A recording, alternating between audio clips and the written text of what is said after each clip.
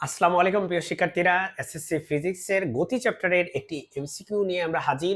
Basically এখানে আমরা দুইটা এমসিকিউ করব, দুইটা একই টাইপের।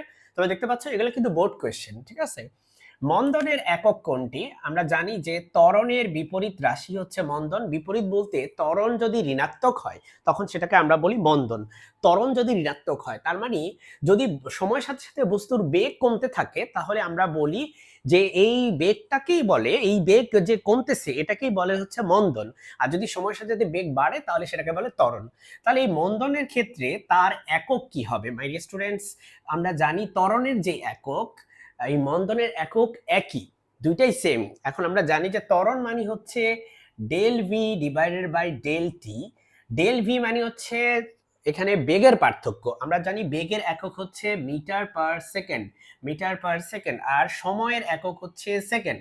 তাহলে তুমি এখান থেকে লিখতে পারো metre per second square. Metre per second square, এটাই হচ্ছে তোমার ত্বরণের একক। ওকে, আশা করি তুমি বুঝতে পারলে এটা হচ্ছে ত্বরণের একক। সরি, এটা হচ্ছে মন্দনের একক, একই কথা। এটা হচ্ছে ত্বরণেরও একক, মন্দনেরও একক, ঠিক আছে? তারপর দেখো মন্দনের মাত্রা কি মাই ডিয়ার স্টুডেন্টস। তুমি জানো যে ত্বরণ বা মন্দনের মাত্রা একক হচ্ছে মিটার পার সেকেন্ড স্কোয়ার। আমরা যখন মিটার মিটার লিখি এটা হচ্ছে একক, এটা হচ্ছে দৈর্ঘ্যের একক, ঠিক আছে? আর সময়ের একক হচ্ছে সেকেন্ড।